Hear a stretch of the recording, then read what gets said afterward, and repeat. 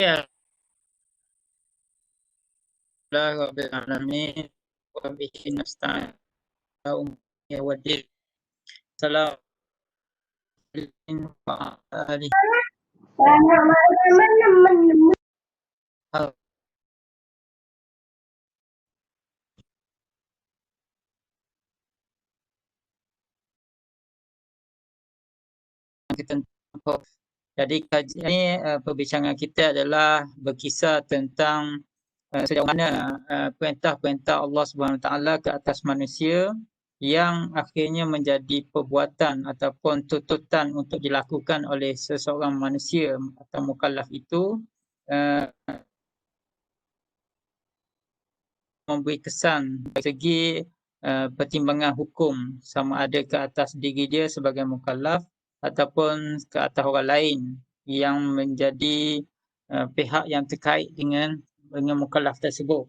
Pertama, kita akan juga tengok kepada contoh-contoh ataupun isu-isu sedikit dalam muamalat yang boleh kita kaitkan dengan kesan daripada perbuatan ataupun kedudukan seseorang mukallaf tersebut. Okey, semoga ia dapatlah memberi kita satu pandangan kepada hukum yang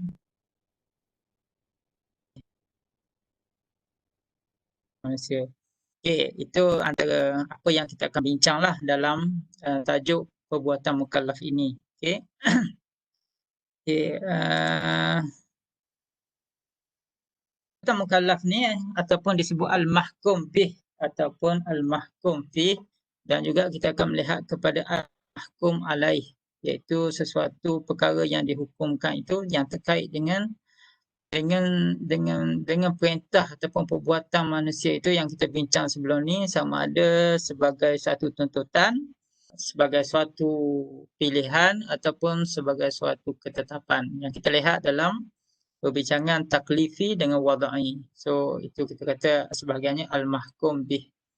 Yang mana hukum yang kita bincang itu sebahagiannya adalah berkait dengan kemampuan. Tak, terutama yang dalam perbincangan kita tentang taklifi. Tak, maksudnya apabila ada kemampuan, maka seorang mukallaf itu melaksanakannya.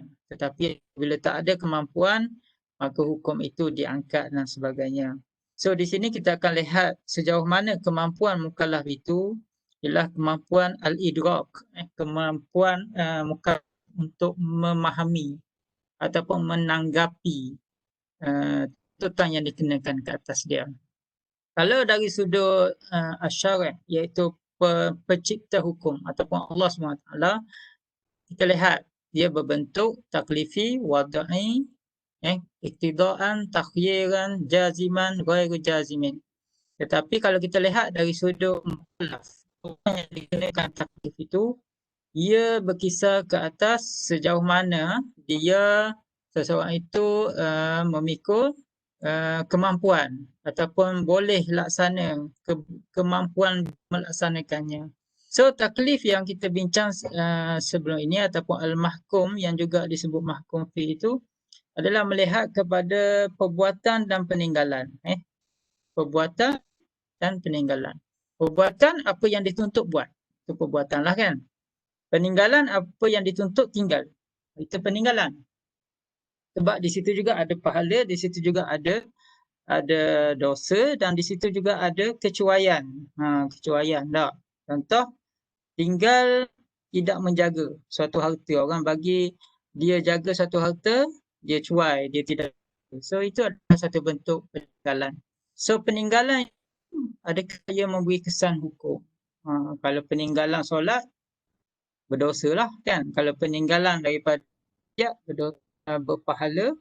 Kalau peninggalan daripada memikul amanah, maka dia berdosa dan dia kena, kalau berlaku sesuatu, sama ada kena ganti rugi ataupun tidak, kan. Dekat ad-dhaman, dia kena bayar ad-dhaman sebagainya. Manakala perbincangan kita ini pada sesi ini adalah melihat khusus semua ini kepada al-mahkum alaih, seseorang yang dikenakan perintah itu ataupun individu yang menerima khitab Allah. So khitab perintah Allah ni ke atas individu, kita akan lihat dari sudut sejauh mana qualified ataupun tak qualifiednya, competent atau tak competentnya seseorang individu itu dalam memikul beban ataupun memikul tanggungjawab, sama ada dia bertanggungjawab dalam melaksanakannya ataupun dia bertanggungjawab membayar ganti rugi ataupun dia bertanggungjawab dalam segenap aspek lah yang berkait dengan hukum-hukum yang itu iktidaan ke, takhyiran ke ataupun wada'an. Okey. Itu yang slide nombor 2. So pada asalnya kita lihat pada sifat hukum syarak. Maksudnya konseptualnya dari segi hukum syarak sifatnya adalah dia tidak bertentangan dengan akal dan ilmu yang benar. Maksudnya apa sahaja kita kena macam apa kita kena macam hadam kan. Kita kena terima ya bahawa sesuatu perintah Allah Subhanahu taala ke atas manusia al-mahkum fih itu sifatnya tidak bertentangan dengan akal.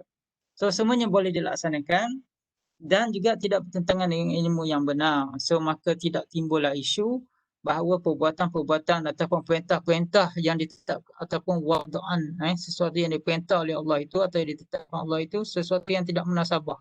So tidaklah begitu. So mukallaf ini dia akan dibebankan. Maksudnya dia akan dibebankan dengan sesuatu yang memang ada manfaat padanya, yang ada maslahat padanya, yang tidak memudaratkan. Maksudnya tidaklah sesuatu perintah Allah itu pada asasnya memudaratkan manusia, melainkan jika manusia itu sakit, contoh dah. Sebab itu kita ada keadaan yang sakit dibenarkan untuk tidak berpuasa, contoh kan, jika dia ada sakit tak benar puasa. Itu contoh.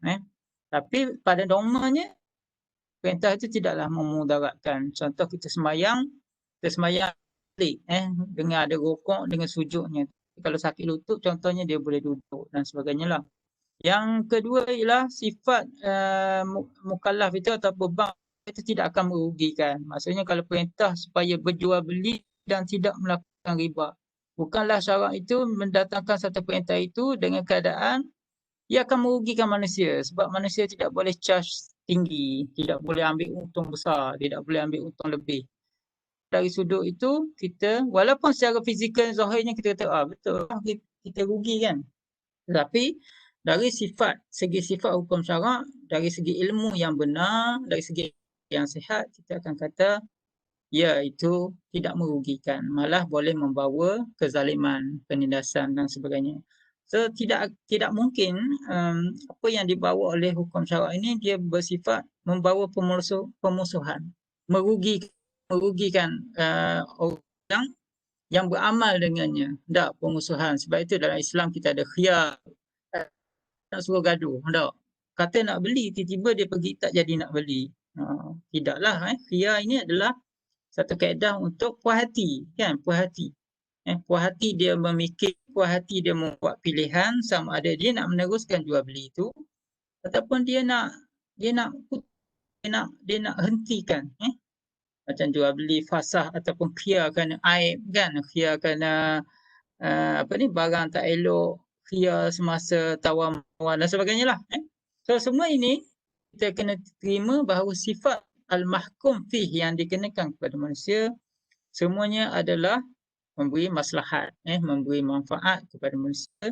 Dari segi hukumnya kita kena terima, beriman dan beramal dengan perintah itu. Dia bukan semata-mata wajib, mesti buat, haram, mesti tinggal, tetapi pada sifat hukum itu sendiri ada sifat-sifat yang logik, yang benar dengan ilmu, yang boleh terima oleh akal bahawa ia membawa maslahat kepada manusia. Jadi atas pertimbangan sifat inilah hukum syarak yang dikenakan ke manusia ataupun pertimbangan fiqh iaitu fuqaha kan dalam membuat keputusan dalam perkara-perkara yang boleh difatwakan, dalam perkara-perkara yang boleh diijtihadkan. Mereka akan berijtihad dengan satu keadaan yang tidak akan membawa kepada mudarat manusia. Tidak membawa kepada mudarat manusia. Sebab itu dalam apa-apa ijma' yang kita jumpa tidak akan berlaku manusia ataupun ulama fuqaha dia berfikir kepada satu hukum yang membawa kepada mafsadah ataupun yang merugikan. Itu dari segi apa nak kata, konsep lah yang kita terima. Okey, kemudian syarat sah taklif. Okey, sesuatu hukum yang ditaklifkan kepada manusia itu ada syarat-syarat dia lah, ada keadaan-keadaan yang boleh menjadikan ia sah. Pertama adalah perbuatan hukum itu diketahui mukallaf. Hukum ataupun perbuatan itu diketahui mukallaf dengan penuh ilmu. Penuh ilmu bermaksud apa mereka belajar ataupun apabila mereka didedahkan dengan suatu keadaan, satu hukum, mereka tahu macam mana nak buat. Mereka tahu apakah tujuan hukum itu, mereka tahu apakah kaedah-kaedah ataupun prosedur-prosedur dalam melakukan sesuatu taklif itu. Jadi apabila tahu, bermaksud manusia itu tidak jahil kan? Bermaksud manusia itu alim. Alim ni bukanlah bermaksud terlalu alim, mesti terlalu alim sehingga tahap ilmu yakin, kata kalau orang belajar tasawuf kan. Ilmu yakin, alim sampai hebat, tidak. Dia sekadar alim yang ghalabah zon. Selalu fiqh macam tu sehingga dia yakin sekadar ilmu dia ataupun berdasarkan imkan ilmuhu. Maksudnya sekadar yang dia belajar, sekadar cara basic, dia tahu. Itulah kaedah-kaedah, itulah caranya untuk melaksanakan sesuatu perintah itu. Contoh wa'atu zakah. Keluarkan zakat. So dia tahu cara nak keluar zakat dengan membayar sejumlah kepada penerima kan, asnaf. So macam tu pun memadai, dia tak perlulah sampai mengkaji detail dan sebagainya. Begitulah dalam perintah jual beli contohnya.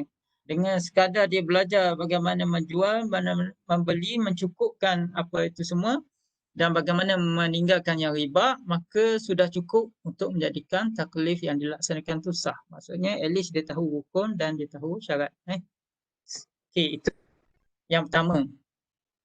Jadi orang yang tahu ni mestilah orang yang berakal lah kan. Orang gila tidaklah. So kepada suatu hukum, suatu perbuatan ataupun satu perintah yang diketahui dengan ilmu. So mestilah seorang itu cerdik lah. Kan, secara tak langsung kita kata dia cerdik lah, dia ada akal. So orang yang tak faham dari satu sudut dia tak cerdik lah, kecuali kita tak boleh tak kata dia ni tak faham dengan sebab dia tak belajar tapi mungkin kalau orang tu duduk negara yang sebab tu biasanya ulama nisbahkan pada berada di negara Islam. Sebab kalau berada di negara Islam secara tak langsung dia didedahkan dengan ilmu-ilmu ni, ada bidaruri ataupun dengan apa ni nak kata secara tak langsung atau langsung lah macam tu. Yang kedua adalah syarat sah taklif adalah mengetahui hukum itu daripada Allah SWT sebagai perintah Allah. Sebagai perintah Allah. So, kalaulah kita tahu perintah itu bukan perintah Allah SWT, maka dia bukanlah taklif. Tak. Contohnya perintah, hukum itulah perintah, bukan perintah Allah. Contohnya perintah suami. Ataupun perintah majikan. So, sesuatu perintah, ini bukan nampak ibadat saja, nampak pada muamalat juga. Satu perintah, sebab kita nak kata taklif tu beban ketaatan, beban kepatuhan manusia kepada satu-satu perintah Allah SWT yang dikatakan taklif itu mestilah daripada Allah SWT. Mestilah daripada Allah. Kalau daripada Rasulullah SAW pun adalah disampaikan melalui Rasulullah daripada Allah SWT. So, di situ akan lahirnya taat. Di situ akan lahirnya kepatuhan kita satu perintah daripada Allah kepada hamba. Jadi hukum itu, cara apa saja yang kita nak kata itu sebagai taklif, mestilah hukum yang bersifat daripada Allah SWT lah. Kalau daripada manusia tidaklah. So, jika manusia perintah sesuatu kan, masa hari ini contohnya apa, kena pakai mask. So, dia bukan satu taklif lah. Tak, walaupun dia adalah satu, cuma dia undang-undang. Kita panggil dia itu satu peraturan, satu undang-undang. Tapi bukan taklif. Tak. Yang ketiga, sebab daripada Allah ni dia berkait dengan taat dengan tak taat lah. Kalau undang-undang pun kita sebutlah taat kan, tapi tak ada polis ke apa, tak jadi apa pun. Tak.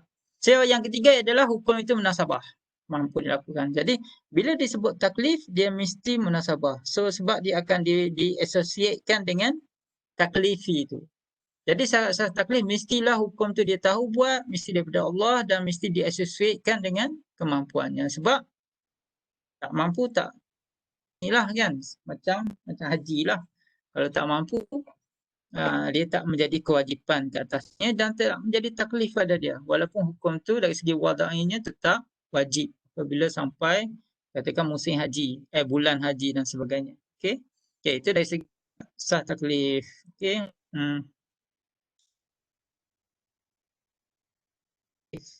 Yang tidak sah taklif ni ialah apabila sesuatu itu mustahil dilakukan. So mustahil dilakukan ialah sebab kita kata tadi sifat hukum syarak itu sesuatu yang logik pada akal, yang munasabah pada akal, yang bukanlah datangkan sesuatu yang tidak mungkin manusia akan buat. Tak. Jadi apabila sesuatu itu mustahil dilakukan, contoh saya bagi ni jaga tidur serentak lah. Ataupun sesuatu orang kata apa sembahyang sambil terbang apa semua kan. So sesuatu yang tidak itu tidak sahlah taklif. Nak bagi contoh pun tak tahu sebab tak logik kan benda yang mustahil dilakukan. Sebab tu firman Allah la yukallifullahu nafsan illa wus'aha. Allah tak akan bebankan sesuatu manusia itu melainkan yang dia mampu, yang dia boleh usahakan. Dan kita pun selalu berdoa kan Rabbana wala tuhammilna ma la taqata lana bih kan. Jangan dibebankan kita sesuatu yang kita tak mampu dibuat. Mungkinlah dari satu sudut kata mungkin tugas, tanggungjawab dan sebagainya ataupun masalah yang tu, tapi itu ujian tak. Tapi kalau kita bawa dia kepada taklif, dia adalah sesuatu yang tak logik ataupun yang mustahil pada akal jika dibebankan manusia buat sesuatu yang payah, yang sukar. So tidak. Okey. So apa saja taklif yang sampai pada kita hari ini, rukun Islam, rukun iman dan sebagainya itu yang kita lihat semuanya munasabah. Tak munasabah pada akal. Begitu dalam semua perkara muamalat. Tak perkara muamalat daripada yang membawa kepada sesuatu yang memberi manfaat kepada manusia. Yang kedua, tidak sah taklif iaitu taklif bagi pihak. Maksudnya apabila hukum perintah itu Allah turunkan kepada manusia bersifat aini, iaitu mesti dilakukan secara fardu aini. Maka tidak boleh ditukar, diubah kepada orang lain. Contohnya yang kita tentang minggu lepas pun lebih kurang adalah tentang tolong sembahyang. Tak, contoh, manusia wajib sembahyang. So, oleh kerana kita ada orang gaji kat rumah, ataupun kita bos, kita ada majikan yang ada duit, kita boleh menggajikan pekerja, maka kita bagi taklif kepada orang lain untuk membayar ibadat kita. Tak bolehlah nak ibadat badaniah. So tak boleh seperti ataupun seperti puasa bagi orang yang biasalah sihat. La yusalli ahadun an ahadin, tidak boleh seorang sembahyang bagi pihak orang lain, wala yasum ahadun an ahadin, tidak boleh orang lain berpuasa bagi pihak orang lain. Melainkan puasa dalam kes wali lah, iaitu seorang yang uzur dan sebagainya. Itu special case lah berdasarkan hadis. Jadi tidak boleh apabila kita katakan taklif itu dikenakan pada seseorang, ia memindahkan taklif kepada orang lain. Bagaimana pula dengan hutang? Hutang, adakah hutang itu taklif kan? Kalau kita kata kita ada hutang dengan orang, kita pindahkan hutang. So itu bukan taklif tak, itu tanggungjawab. Sebab taklif ni kita merujuk kepada apa yang didatangkan Allah SWT dalam bentuk perintah lah. Okey, yang ketiga adalah dalam perkara jabaliyah, iaitu naluri, seperti marah. Dia taklif pada perasaan, tidak ada taklif pada perasaan. Mungkinlah kita disuruh marah. Bagaimana nak marah? Ataupun bagaimana, boleh tak kita cipta marah? Dia mungkinlah boleh marah, tapi cara marah tu macam mana? Dia berbeza kan, perasaan marah, takut. Kalau ada anak kita kadang ataupun ada orang besar pun dia takut nak pergi ke tepi kubur ke, pergi ke bangunan seorang diri yang malam-malam contoh kan. Bagaimana menunjukkan gembira, berani, selera pun suka juga kan. Sebab kadang bila kita tak ada selera, sakit, tak sihat, dia susah. Dia tak boleh dibuat-buat. Dia datang tu secara apa nak kata, secara tu susah nak cipta. So dari sudut hukum sebenarnya tidak sah taklif pada perasaan-perasaan macam ni. Tak ada perintah kata hendaklah kamu berselera apabila melihat makanan. Tak ada kan. Hendaklah kamu marah apabila melihat penjahat. Memanglah kita marah benci, tapi cara marah tu macam mana? Itu sesuatu yang subjektif. Sebab tu begitu juga dalam suka kepada manusia, suka kan. Even kita kalau orang ada isteri 3, 4 pun dia suka pada isterinya berbeza-beza. Ya. Macam kita ada anak pun uh, tahap suka kita pada anak itu walaupun kita sebenarnya anggap sama je, tapi sebenarnya ada sense dia lain sedikit. Mungkin yang ni kita ada sense kat situ, yang ni kat sini. So perkara-perkara itu ialah something yang bersifat apa nak kata susah untuk akan taklif. Tapi secara umumnya kita kata anak saya sama rata. Kalau saya bagi harta sama, contoh kan. Itu memanglah, tapi dari sudut perasaan, perasaan tu. Sebab tu Nabi SAW ketika dengan isterinya, dia juga ada berdoa tentang apabila baginda ada berapa orang isteri dan apabila ditanya tentang perasaan. Tak. Inilah doa yang Nabi kata, Allahumma hadha kismi fima amliku, fala talumni fima tamliku, wala amliku. Inilah ya Allah, inilah bahagianku, apa yang aku miliki. Maksudnya apa yang dia rasa kata isteri-isteri dia tu. Dan janganlah kamu mencela fima tamliku, apa yang kamu miliki, wala amliku, yang aku tak miliki. Maksudnya apa yang Allah maha kaya, maha segalanya memiliki dari sudut keadilan dan sebagainya. Kita manusia ni mungkin ada bias sedikit. Tak. Cuma dari segi pelakuannya kita buat apa? Sama rata, kita buat adil. Tapi mungkin di hujung itu ada sikit, yang ni sayang lebih sikit. Tapi sebenarnya bagi kalau bagi sama kan. Tapi mungkin rasa kasih kat ni sini lebih sikit. Itu dalaman lah. Nah. Okay, yang keempat adalah tidak taklif pada kafir. Ini satu pandangan lah. Kalau kira jumhur dia letak taklif pada orang kafir. Sebab tu orang kafir berdosa masuk neraka, tak payah sebab dia kafir. Tapi bagi Hanafiah dia kata orang kafir tak ada taklif. Boleh dia suruh solat, tak boleh apa. Sebab tu kalau tengok perbincangan ada orang kata apa, ajaklah juga non-Muslim tu solat. Contoh kalau kita duduk hostel kan, duduk sama-sama, jom solat jom. Contoh kan. Tapi itulah bila kita bincang taklif dari sudut, contohnya kerajaan negeri mengupasakan undang-undang siapa tak pergi solat Jumaat akan ditangkap. So ditangkap dengan kafir-kafir sekali ke? Tidaklah. No? Sebab kita anggap dia tidak taklif lah. Walaupun perbahasan konsepsualnya ada. Ataupun dalam perjanjian ke, mesti baca bismillah syarat kita, tiba-tiba tak baca. Contohlah. No? Itu dari segi syarat sah taklif. So taklif pada sesuatu yang mustahil, taklif secara bagi pihak, orang lain tolong buat, taklif pada perasaan, taklif kerana kafir, tidak berlaku dan tidak sah taklif apabila dinaikkan ke atas mereka. Okey, kemudian dari segi oleh kerana kita bincang taklif ni, kita melihat dari sudut susah ke tidak susah. Apabila manusia dibebankan dengan sesuatu taklif itu, dengan sesuatu beban itu untuk mereka laksanakan, adakah susah? Adakah menimbulkan kesulitan kepada mereka dalam melaksanakannya? So di sana ada dua kesulitan lah yang dilihat pada perintah yang dikenakan pada manusia itu. Pertama, kesulitan biasa, iaitu kesulitan yang biasa ditanggung. Maksudnya dalam kemampuan mukallaf. Walaupun nampak payah, walaupun nampak berat, tetapi manusia sebagai mukallaf masih dapat melaksanakan tuntutan itu. Iaitu dia tidak menimbulkan mudarat. Tidak menimbulkan mudarat. Biasa lagi, contoh puasa. Saya beri contoh situ puasa. Kita puasa daripada pukul berapa? 6 pagi kan? 6 pagi sampai kepada 7.30 malam. Lebih kurang 13 jam setengah. Contoh kan? Manusia tak boleh makan, tak boleh minum. Menahan lapar dan dahaga. Sulit.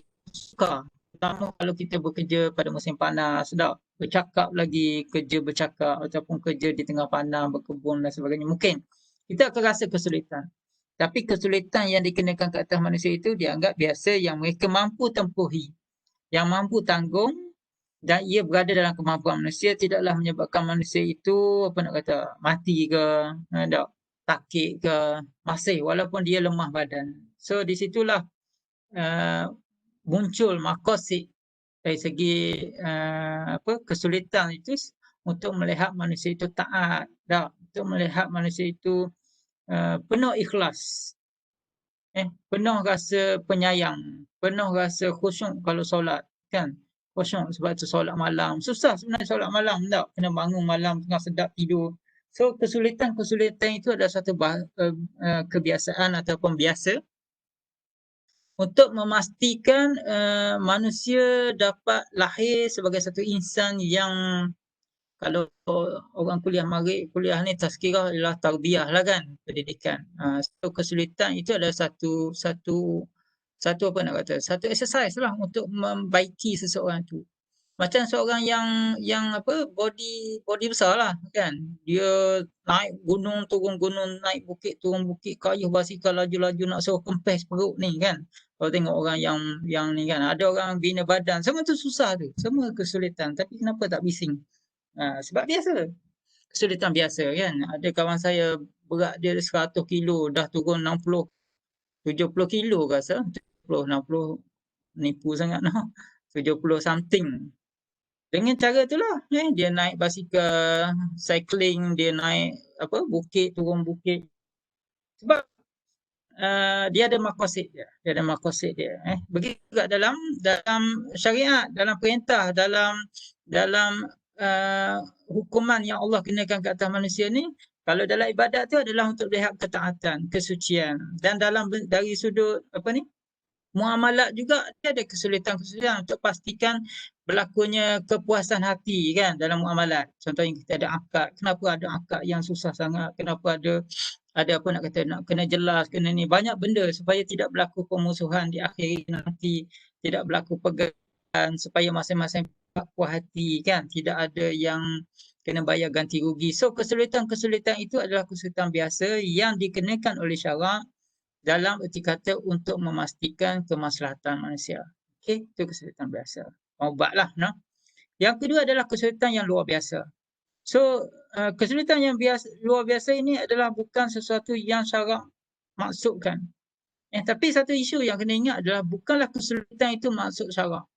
Itu salah juga kalau orang kata biar susah nak juga lagi susah lagi dapat pahala. Tidak semestinya begitu. Sebab itu kesulitan itu dianggap kesulitan biasa, tapi bukanlah bermaksud lagi sulit itu lagi banyak pahala. Contoh buka puasa pukul 7.30, dia nak buka puasa pukul 10 malam. Sebab dia kata lagi susah tu lagi pahala. Tidak semestinya begitu. Tak. Kalau katakan masjid kat kampung dia ada, dia pergi masjid kat negeri lain. Setiap kali nak solat dia pergi luar negeri. Pergi Perak ke, kalau Penang ni pergi Perak, pergi Kedah sebab apa? Biar sulit, biar susah. Tidaklah begitu, tak. Tapi syariah itu pada kesulitan yang biasa, tetapi bagi kesulitan-kesulitan yang luar biasa yang menyebabkan tiada kemampuan yang boleh memudaratkan, so taklif itu akan dilonggarkan, diringankan. Apabila berlakunya ketat, maka dia ada longgar, dia lentur, dia mudah ni. Sebab itu dalam Al-Quran, wa ma ja'ala 'alaikum fid-din min harajin. Firman kamu dalam agama ini suatu yang memberatkan. Lan yashada dinu ahadun illa kalau bahu apa tu lagi kan. Agama ini bukanlah berat, bukanlah untuk memberat, tapi bukanlah bermaksud kita boleh meringan-ringankan agama. So kita kena terimanya dalam keadaan yang sesuai. Sebab tu kesulitan-kesulitan yang biasa, yang luar biasa tidak perlu diteruskan. Tak macam puasa tadi lah, puasa tak mau berhenti. Puasa apa? Puasa wisal kan. Okey, semua itu tidak ditaklifkan oleh syarak.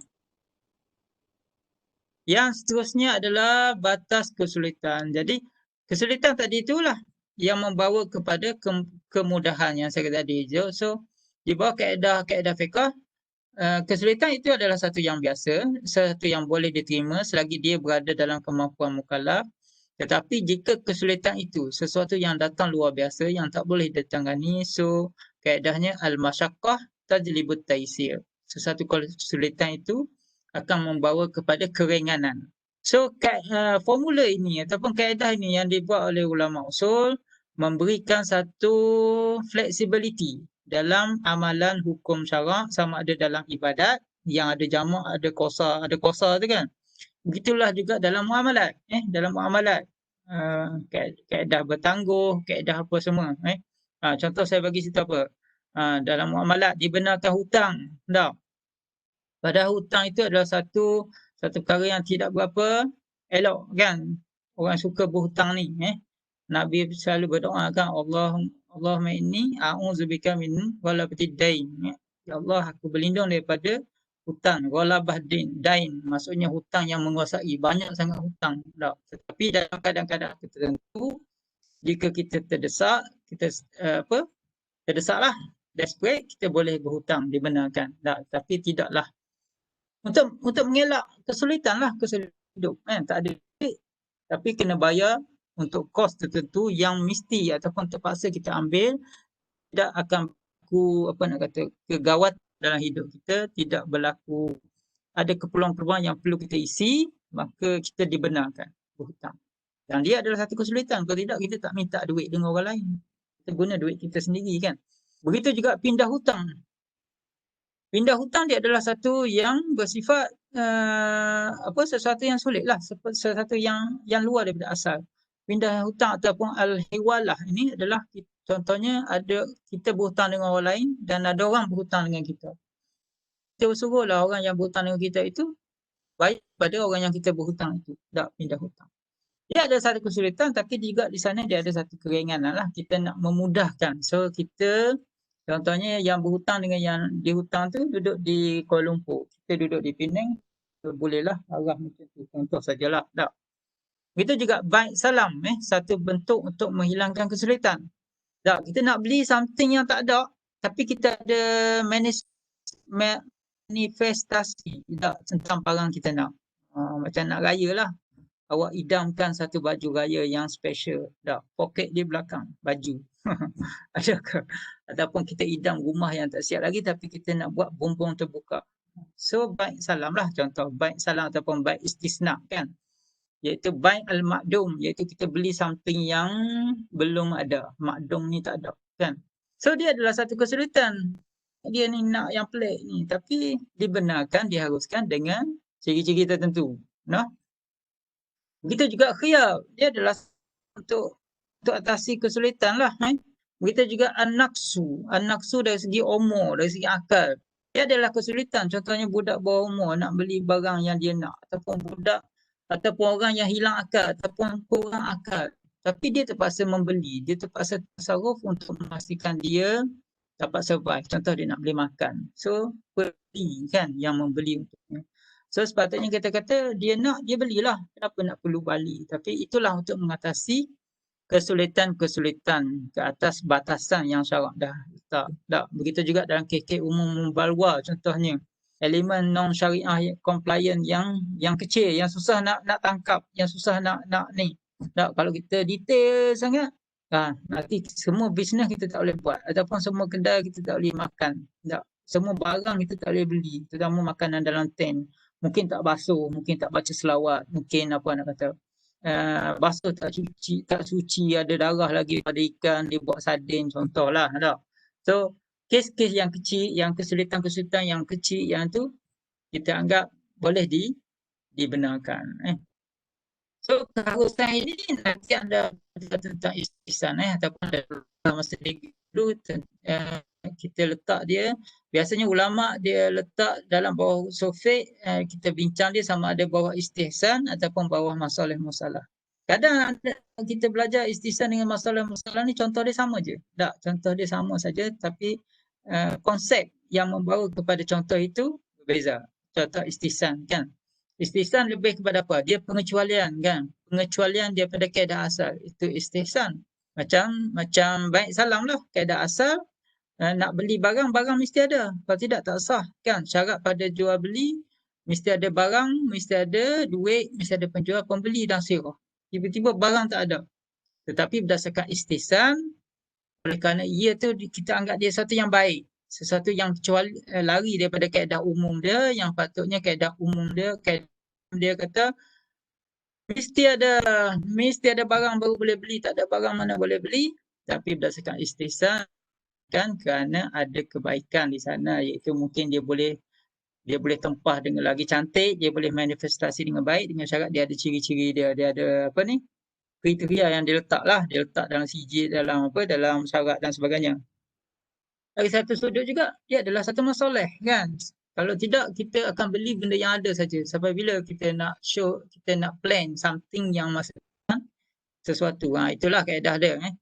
So biasanya dia dibincang sama ada berdasarkan istihsan ataupun masalah-masalah. Tapi kadang dia membawa kepada hasil yang sama. Okey, terutama dalam kes-kes yang lari daripada kaedah asal lah. Terutama macam baik salam, jual beli yang non-muslim pula jual beli yang apa ni, budak-budak bawah umur dan sebagainya ni. Okey, melihat kepada tafsiran kemampuan mukallaf ni, kalau kita lihat mukallaf ni dalam melakukan satu perintah itu kita boleh bahagi dia kepada dua. Di samping faktor dia sihat lah. Sebab mukallaf ni yang paling penting adalah akal dia lah. Akal dia. Manusia kat situlah letaknya. Tanpa akal, jam.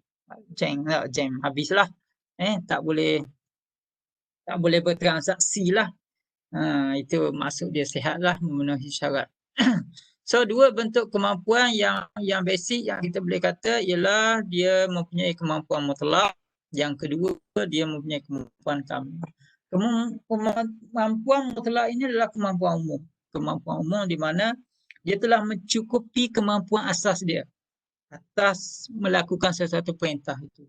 Datangnya perintah, datangnya sama ada satu tuntutan untuk buat, terutamanya dia dah cukup. Contohnya adalah ada air untuk berwudu. Ada air untuk berwudu. Kalau tak ada air, macam mana dia nak berwudu? So dia tak ada kemampuan lah. Melainkan dia ada debu yang suci tak? Debu yang suci untuk berwudu. Terutama bagi orang-orang yang sakit lah. Saya didekatkan dengan satu isu tadi adalah isu orang yang berada di atas kapal dalam pelayaran. Sebab dikatakan dalam kapal tu ada satu kes air tak ada. Dia tak ada air bersih sebab dia catu. Air hanya untuk minum saja. Air ada kat luar. Tapi nak karai, nak ambil air daripada luar tu impossible lah, kapal tu besar tinggi kan. So adakah mereka boleh bertayamum? Itu satu isu lah. So walaupun nampak banyak air tapi rupanya tak ada air di kapal yang besar. Ataupun kemampuan yang adalah kaya untuk bayar zakat ataupun pergi haji. So kemampuan tu kalau orang miskin tak ada lah. Tidak. Begitu juga akal untuk akad. Yang saya kata tadi kunci. So kalau akal tak ada, so secara kemampuan minimal dia untuk membolehkan dia, untuk mengesahkan dia bertransaksi adalah terhalang. Terhalang. Contoh lain adalah kemampuan dia suci daripada haid. Tak, bagi perempuan lah. Bagi perempuan, sekadar takbiratul ihram. Maksudnya kalau solat asar ni masih ada tak? Sampai pukul 7.05 katakan maghrib. Pukul 7 dia habis haid. So wajib dah dia solat takbiratul ihram pula. Cukup dah dia nak wajib bagi dia ganti maghrib ganti asar kan. Begitu jugalah kalau 7:04 tu kira 1 minit kira dah masuk kalau dia suci lah. Itu maksudnya kemampuan mutlak. Kemampuan maksudnya wujudnya kemampuan dalam ketika itu untuk dia mendapatkan yang boleh dia untuk lakukan sesuatu yang diwajibkan itu. Dan tidak disyaratkan kekal kemampuan ini bagi kekalnya hukum. Contohnya kekal ada air untuk kekal berwudu. Maksudnya kalau dia dah berwudu, kalau air dah habis pun, tapi wudu dia masih okey. Yang kedua adalah kamil, kemampuan yang mudah. Kemampuan yang mudah inilah dia ekstra sikit daripada kemampuan mutlak yang asas. Contohnya dia ada duit lebih. So wajiblah keluar zakat. Kalau dia ada duit saja, dia wajib untuk sara hidup dia. Ataupun sara hidup tanggungan dia. Kalau dia lebih, dia wajib zakat.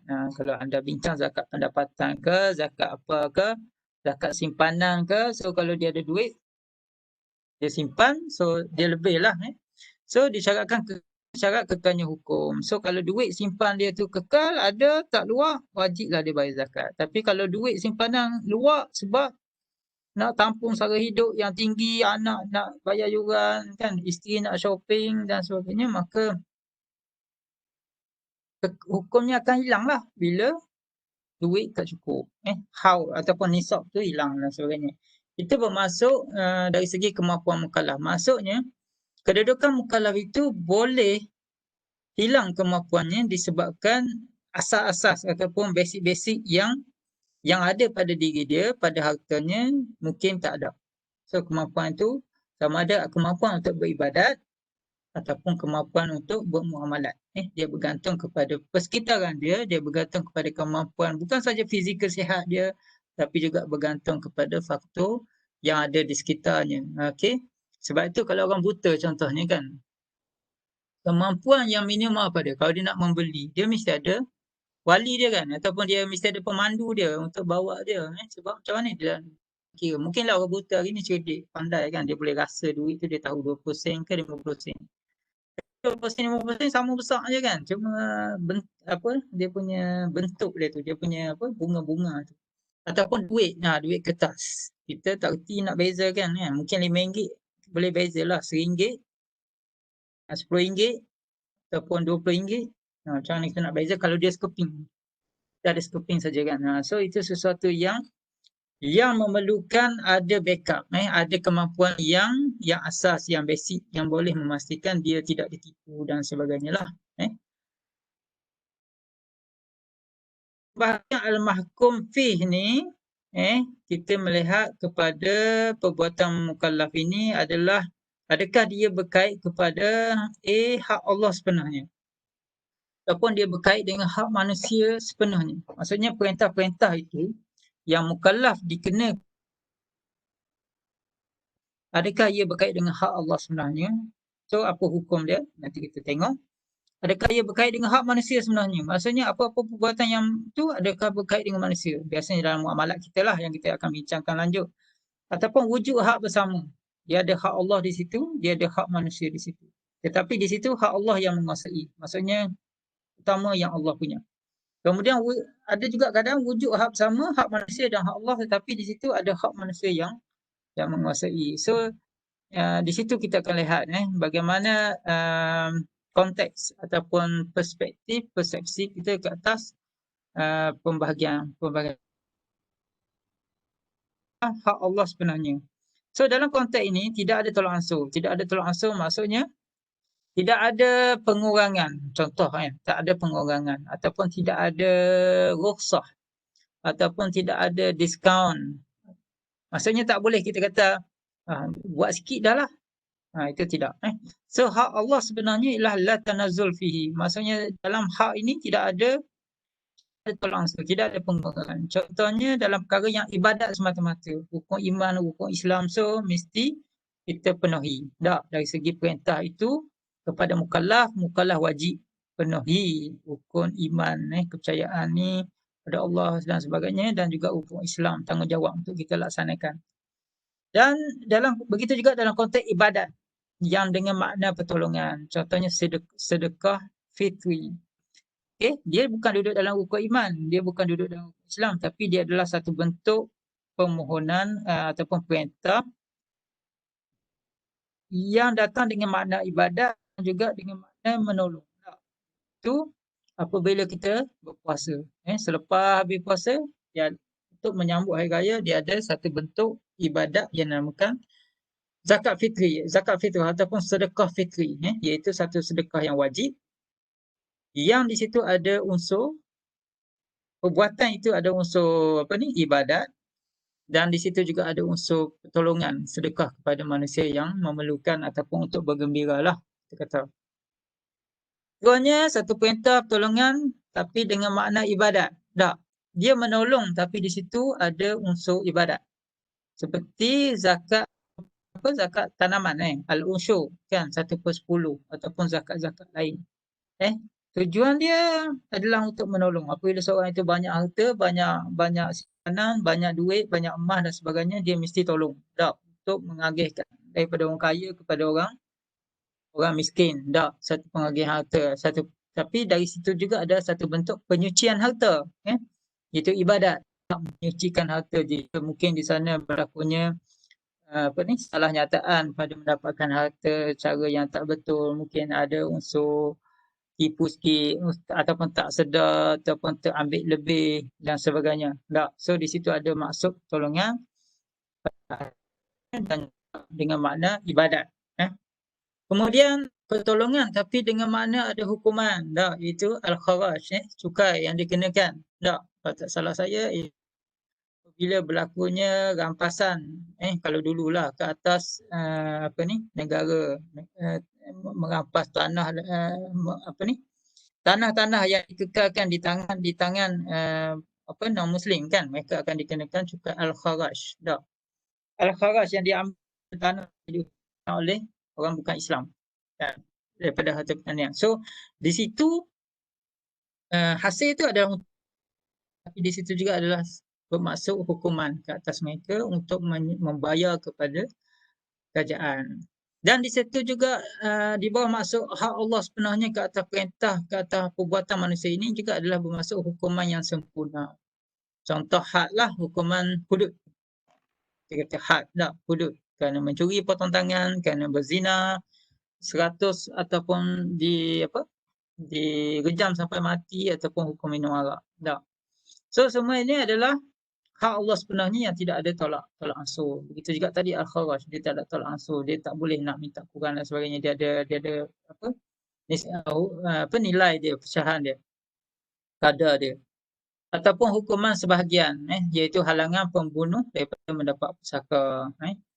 So sebahagiannya adalah hukuman yang bersifat orang yang membunuh itu dihalang daripada mendapat bahagian daripada harta pusaka. Cuma ada orang kata, adakah membunuh ni semua yang membunuh dihalang? Adakah termasuk juga pembunuhan yang hak? Contohnya, dia jadi hakim kepada ayah dia, tapi tak logik lah kot, no? Hakim pada ayah dia, menjatuhkan hukuman ke atas ayahnya kerana hukuman membunuh. Berlaku hubungan keluarga.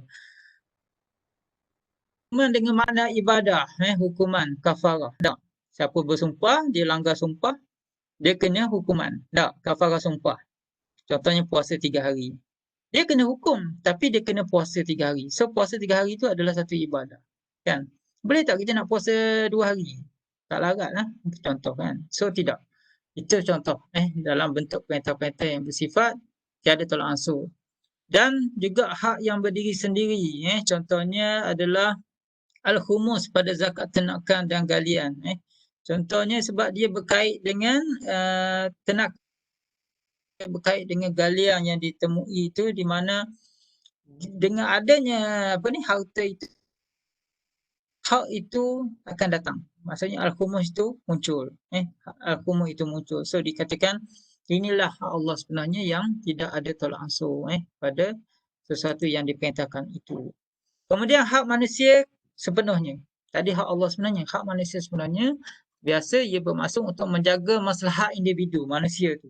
Maksudnya bila ada sesuatu yang berlaku daripada tingkah laku manusia, contohnya apabila ada berlaku kerosakan, maka hendaklah ada dhaman, ada ganti rugi, mesti ada bayar pampasan ke atas kerosakan tersebut. Begitu juga apabila berlakunya pada pemilikan barang dan harga. Kalau harga mesti bayar. Kalau jual beli kan. Katakan kita beli satu kereta dengan harga 10,000.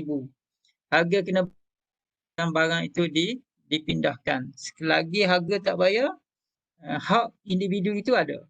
Selagi kereta tidak disediakan sebagai pindah milik, maka hak itu ada. Begitu juga dalam hak memegang barang gadaian. Tak. Seseorang yang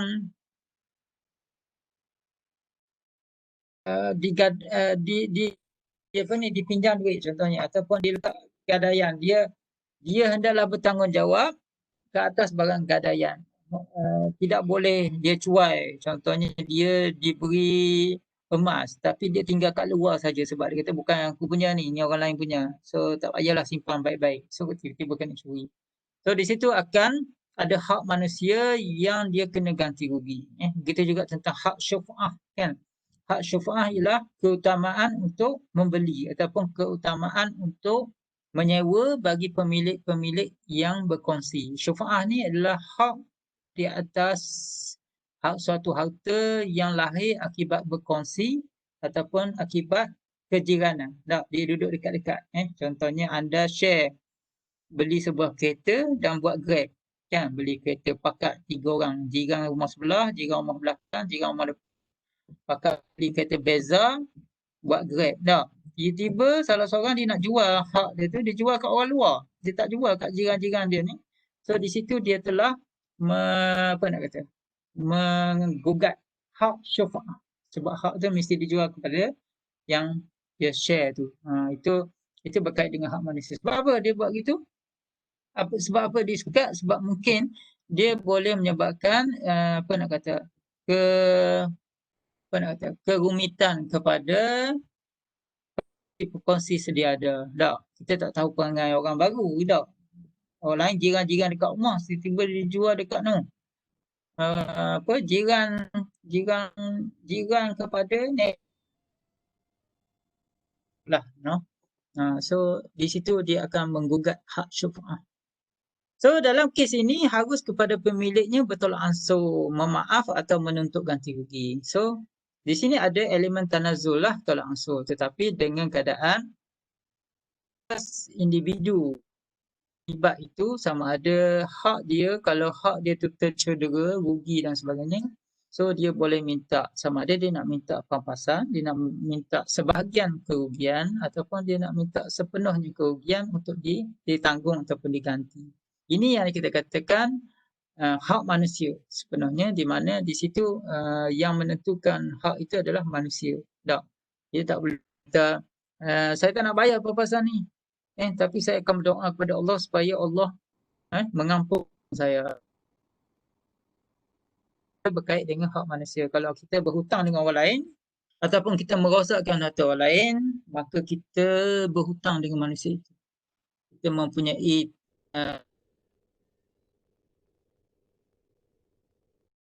kita yang bila kita tasarruf lah, kita bertransaksi dengan sesama manusia. Yang ketiga adalah wujud hak bersama dalam perkara yang diperintahkan itu, tetapi di sini hak Allah. Kenapa hak Allah menguasai ini? Bukan kerana bila hak Allah ni kita kata dia berkait dengan ibadat semata-mata, tidak juga. Hak Allah juga dia berkait dengan perkara yang melibatkan masalah umum. Masalah umum yang boleh membawa kepada kucak-kacir masyarakat jika tidak dilaksanakan.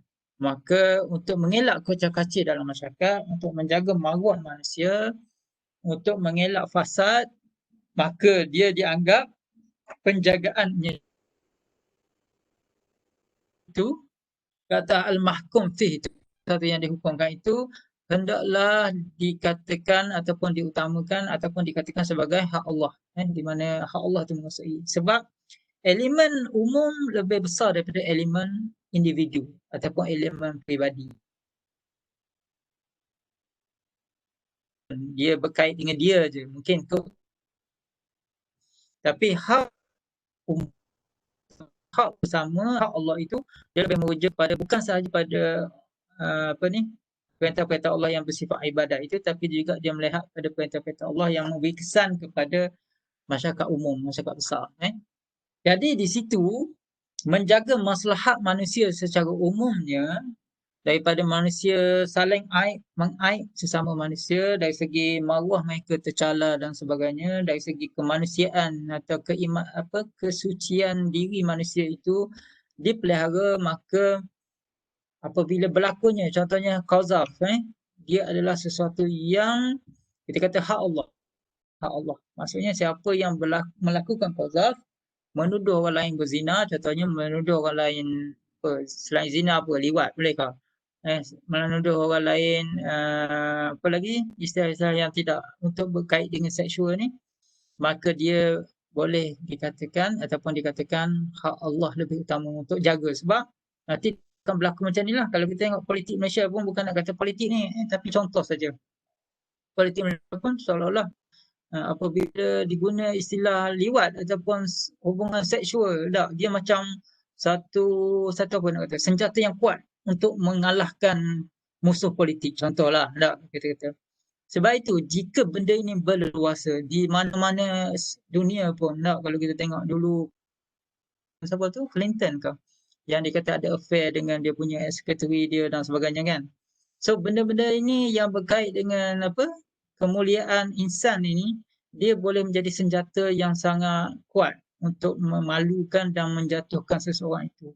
Oleh itu, menjaganya, memastikan ia tidak merebak, tidak menular macam wabak COVID-19 ni, maka dia perlu dihalang.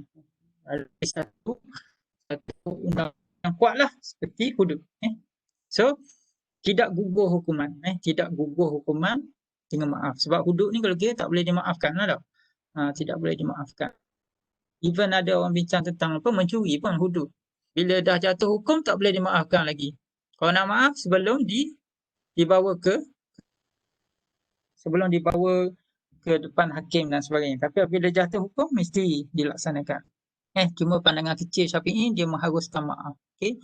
Tapi kita dalam ni kita kata hari tu adalah berdasarkan pandangan yang lebih besar lah. Okey, kemudian last sekali adalah wujud hak bersama. Iaitu ada di situ hak manusia dan ada di situ hak Allah dalam keadaan ini ialah dia menguasai. Kalau tadi kita kata hak umum lah, maksudnya ketercalaran itu berlaku pada manusia umum, masyarakat lagi besar. Tapi ini adalah dalam bentuk yang mungkin dia lebih kepada individu, iaitu memelihara masalah umum juga, tetapi untuk mengelakkan kezaliman, pertumpahan darah, ketenteraman yang berkait dengan mangsa ataupun keluarga mangsa. Seperti contohnya kesalahan ataupun yang berada di bawah hukuman qisas kan, iaitu kesalahan mencederakan dan kesalahan membunuh. Di mana waris boleh memaafkan. Di sini ada satu perintah juga yang cuma dia special lah. Kalau kita tengok pembunuhan juga dia boleh membawa bencana kepada umum. Tetapi hak yang lebih terasa adalah kepada mangsa tu. Hak yang kepada mangsa tu kerana jenayah itu dia bukan bersifat abstrak kepada individu, tapi kepada abstrak yang tak kena individu, tapi dia lebih kena pada individu. Contohnya kematian, kecederaan, dia lebih kena kepada itu. So di situlah ulama letak dia duduk di bawah hak bersama dalam keadaan hak manusia itu menguasai.